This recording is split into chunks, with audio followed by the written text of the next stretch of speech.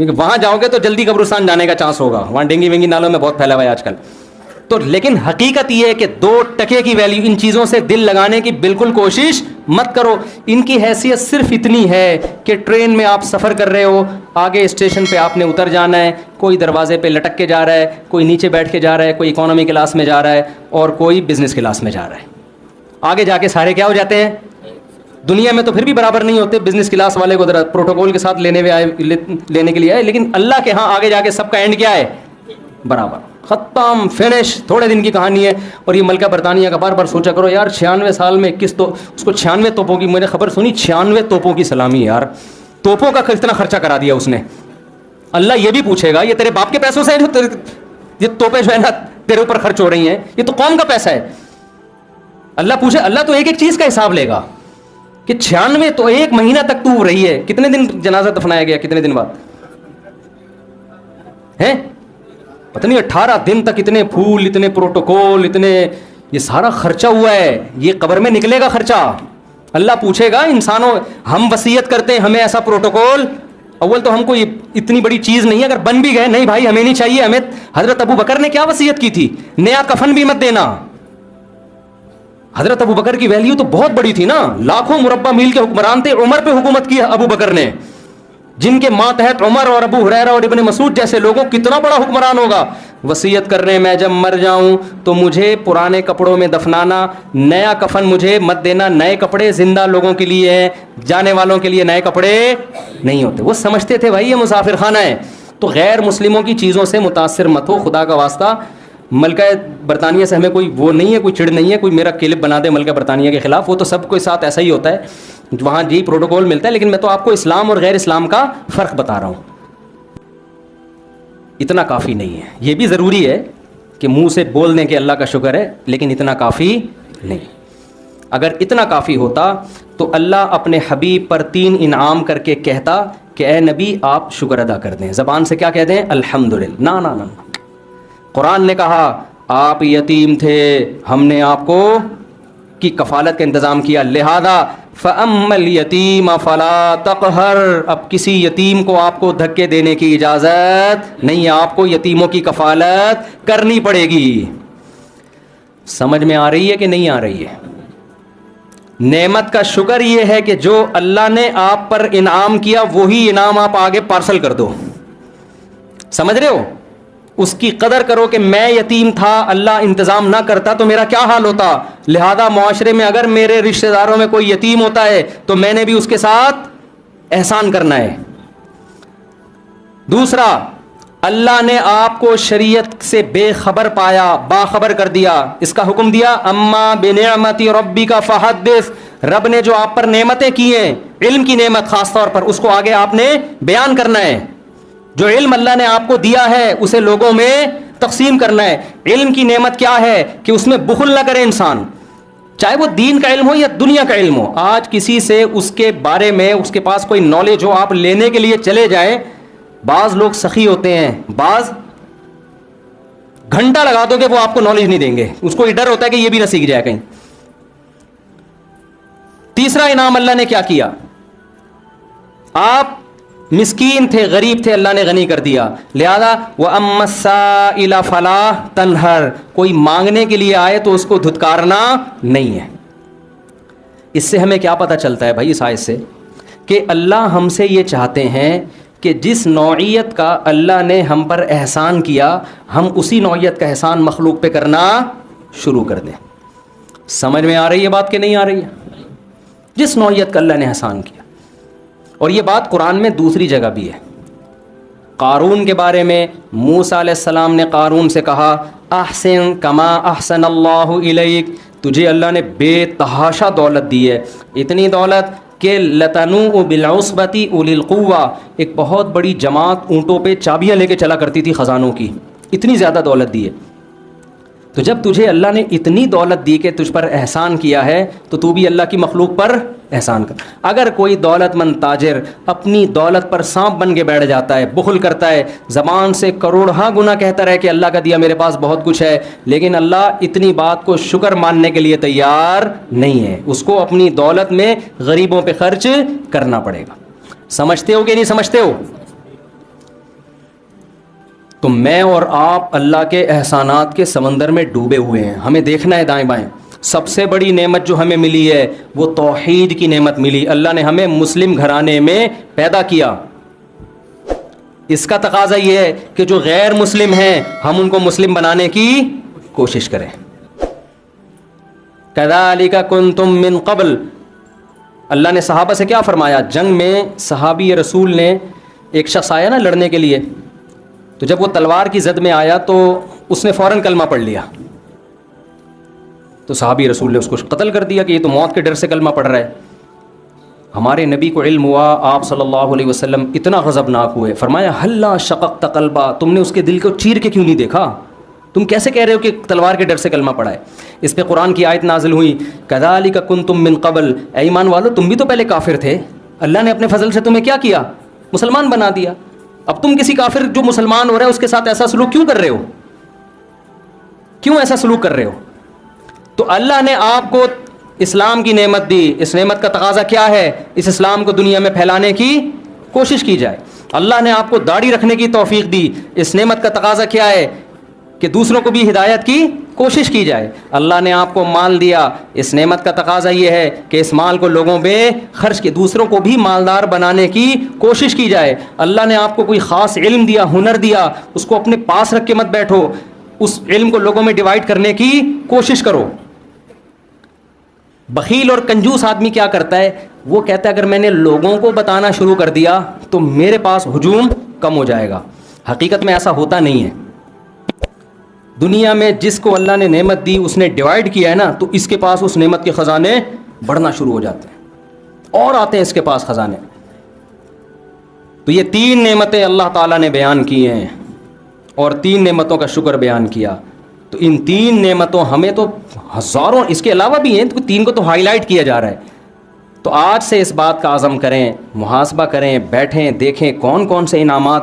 ہم جو مصیبتیں ان کو تو سوچ رہے ہوتے ہیں, جو انعامات ہیں ان کو نہیں سوچتے. حضرت مولانا اشرف علی تھانوی رحمہ اللہ تعالیٰ کو ڈاکٹر عبدالحی صاحب رحمۃ اللہ تھے غالباً, انہوں نے خط لکھا اپنے شیخ کو نا, پیر و مرشد کو. خط کیا لکھا کہ حضرت یہ پریشانی ہے, یہ ڈاکٹر عبدالحی صاحب کا واقعہ ہے نا, پریشانی ہے, یہ پریشانی ہے, یہ پریشانی, آپ دعا فرمائیں, یہ پریشانی, یہ پریشانی.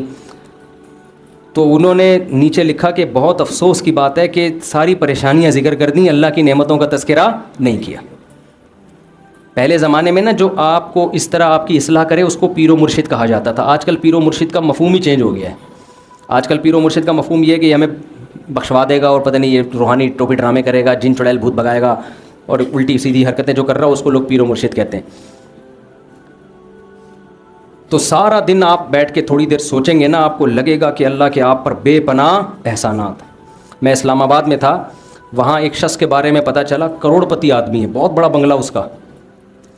ہمارے ایک دوست کی اس سے سلام دعا تھی, اس کی بینائی چلی گئی اور اس نے بہت کوشش کی, وہ بینائی واپس نہیں آئی.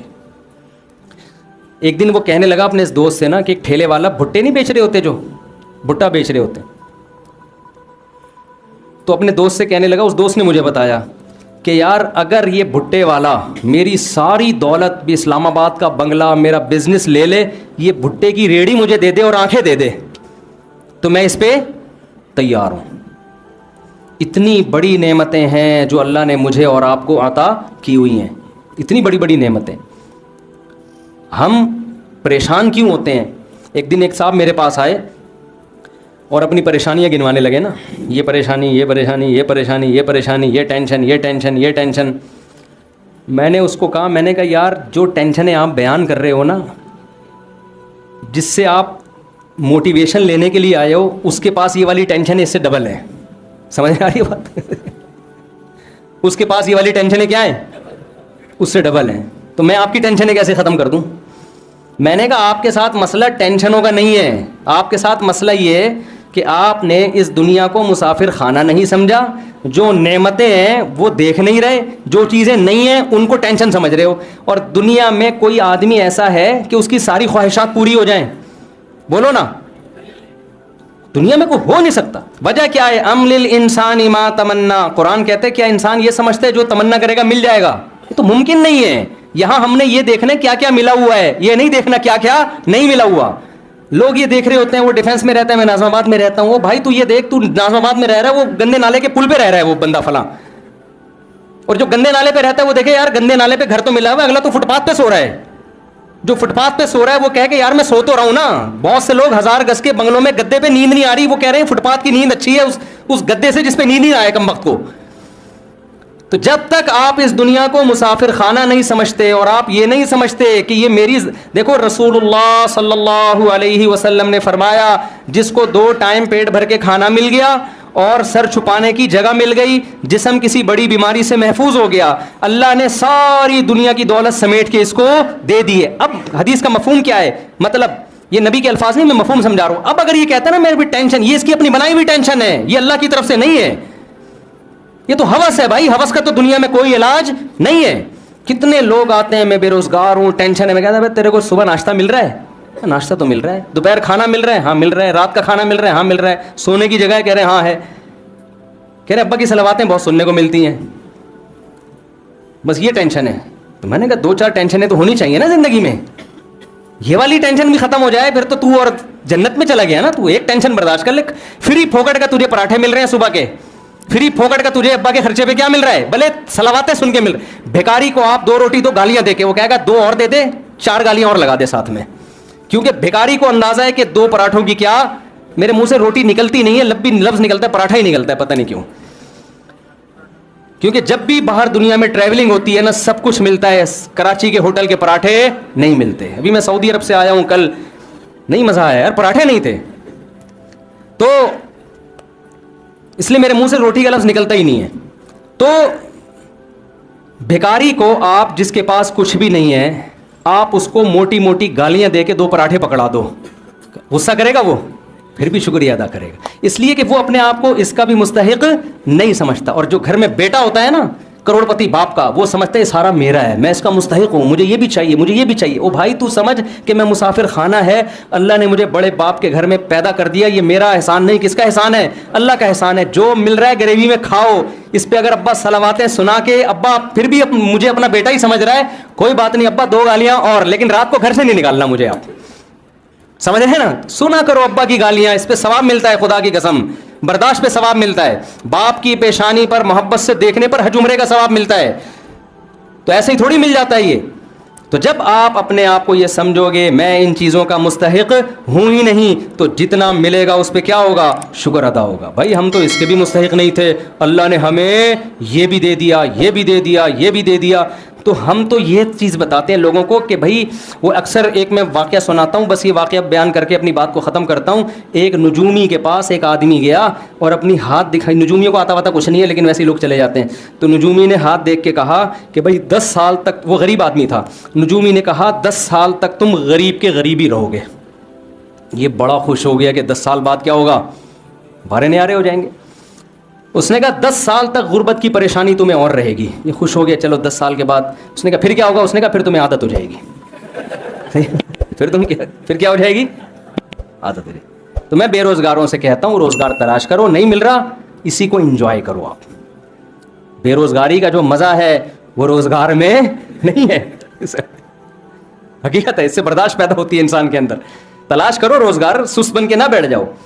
جب کوئی پریشانی آئے, دنیا کیا ہے, مسافر خانہ, فنا ہونے کی. یہاں بڑے بڑے خوشحال لوگ آئے, وہ چلی گئی 96 سال میں یار, ہیں بھائی 96 توپوں کی, 96 میں گئی 98 میں گئی ہے, 96 سال میں 96 توپوں کی سلامی دی گئی ہے اس کو. اب فرض کر لو میں اور آپ, اگر ہم تو برطانیہ کے ویزے کے لیے ترس رہے ہوتے ہیں نا, مل جائے تو بڑے خوش. اس کو ویزا نہیں ملا, برطانیوں کی ماں تھی وہ, برطانیوں کا باپ تھا وہ. ہمیں اگر برطانیہ کا باپ بنا دیا جاتا تو 96 سال کے بعد بھی ہمارا وہی حشر ہونا تھا جو ملکہ برطانیہ کا ہوا ہے. تو یار نتیجہ تو سب کا ایک ہی جیسا ہے نا, پائپ کے منہ میں بیٹھو یا پائپ تمہارے منہ میں ہو, رزلٹ ایک ہی ہے. جب رزلٹ وہی نکل رہے ہیں بھائی اس کا, تو کیا ہے یار, جس نے زیادہ سموسے کھا لیے, جس نے 2 پراٹھے کھا لیے, جس نے نہیں کھایا, جو روزگار ہے, جو بے روزگار ہے, تھوڑے دنوں کی کہانی ہے, رزلٹ کیا ہونے والا ہے, ایک جیسا.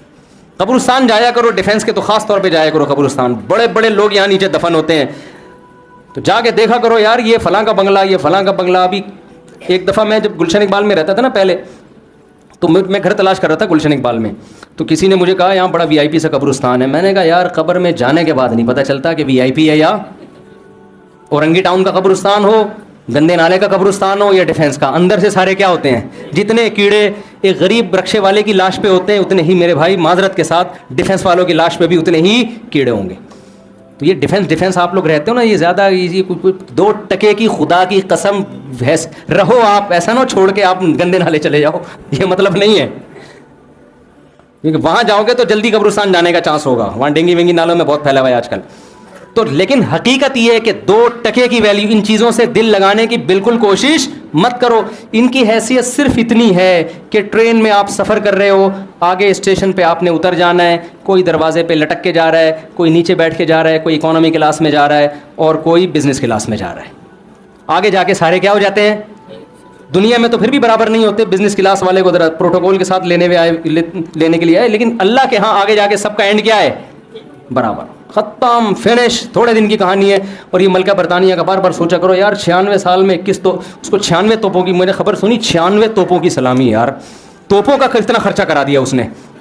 اللہ یہ بھی پوچھے گا یہ تیرے باپ کے پیسوں سے جو یہ توپیں جو ہے نا تیرے اوپر خرچ ہو رہی ہیں, یہ تو قوم کا پیسہ ہے. اللہ پوچھے, اللہ تو ایک ایک چیز کا حساب لے گا کہ 96 تو 1 مہینہ تک تو رہی ہے. کتنے دن جنازہ دفنایا گیا, کتنے دن بعد ہیں پتہ نہیں, 18 دن تک اتنے پھول, اتنے پروٹوکول, اتنے یہ سارا خرچہ ہوا ہے. یہ قبر میں نکلے گا خرچہ. اللہ پوچھے گا انسانوں, ہم وصیت کرتے ہیں ہمیں ایسا پروٹوکول, اول تو ہم کو یہ اتنی بڑی چیز نہیں ہے, اگر بن بھی گئے نہیں بھائی ہمیں نہیں چاہیے. ہمیں حضرت ابو بکر نے کیا وصیت کی تھی, نیا کفن بھی مت دینا. حضرت ابو بکر کی ویلیو تو بہت بڑی تھی نا, لاکھوں مربع میل کے حکمران تھے. عمر پہ حکومت کی ابو بکر نے, جن کے ماتحت عمر اور ابو ہریرہ اور ابن مسعود جیسے لوگوں, کتنا بڑا حکمران ہوگا. وصیت کرنے میں جب مر جاؤں تو مجھے پرانے کپڑوں میں دفنانا, نیا کفن مجھے مت دینا. نئے کپڑے زندہ لوگوں کے لیے ہیں, جانے والوں کے لیے نئے کپڑے نہیں ہوتے. وہ سمجھتے تھے بھائی یہ مسافر خانہ ہے. تو غیر مسلموں کی چیزوں سے متاثر مت ہو, خدا کا واسطہ. ملکہ برطانیہ سے ہمیں کوئی وہ نہیں ہے, کوئی چڑ نہیں ہے, کوئی میرا کلپ بنا دے ملکہ برطانیہ کے خلاف, وہ تو سب کے ساتھ ایسا ہی ہوتا ہے, وہاں جی پروٹوکول ملتا ہے. لیکن میں تو آپ کو اسلام اور غیر اسلام کا فرق بتا رہا ہوں. ملکہ برطانیہ اور اسلام کا فرق نہیں بتا رہا آپ کو, ہماری ملکہ اور ان کی ملکہ کا فرق نہیں. ہمارے ہاں تو ملکائیں جاتی ہیں تو وہ دفنانے کے لیے چیز, ہماری ملکہ تو بے نظیر بھٹو تھی نا. ہمارے ہاں تو ملکہ جاتے ہیں الگ اسٹائل سے ہیں. کوئی بم دھماکے میں جا رہا ہے, اس کو کیا پروٹوکول, ضیاء لگ گیا, وہ بوٹی بیچارے کی وہ شہادت کے بعد کچھ 2-4 چیزیں ملی ہیں. تو ہم تو ویسے ایسا پروٹوکول دے ہی نہیں سکتے. ہمارے یہاں نیچرل طریقے سے نہیں جاتے لوگ, ٹھیک ہے نا. ہمارے یہاں نیچرل سسٹم ہی نہیں ہے بڑے لوگوں کے جانے کا دنیا سے. ہمارے یہاں کوئی دھماکہ ہوتا ہے وہ چلے گئے جی, اخبار میں آ گئے جی انتقال ہو گیا, کیسے ہوا یہ زیادہ ڈیٹیل میں جاتے ہی نہیں ہماری قوم. تو دنیا کو مسافر خانہ جب انسان سمجھتا ہے تو مال کی محبت اس میں کم ہوتی ہے. پھر اللہ کے شکر کرنے کا پھر شکر کرنے کا جذبہ پیدا ہوتا ہے. مجھے اللہ نے یہ بھی دیا, مجھے اللہ نے یہ بھی دیا, مجھے اللہ نے یہ بھی دیا, تو پھر خرچ کرے گا نا. پھر نبی پر اللہ نے احسانات گنوائے تو نبی نے بھی اس کا شکر ادا کیا, تو اللہ ہم پر بھی احسانات گنواتا ہے. اور اگر ہم یہی بیٹھے رہے ہم پر احسانات کیا ہے میرے لیے تو یہ ٹینشن ہے, میرے لیے تو یہ ٹینشن ہے, تو شکر کے خاک ادا کرے گا.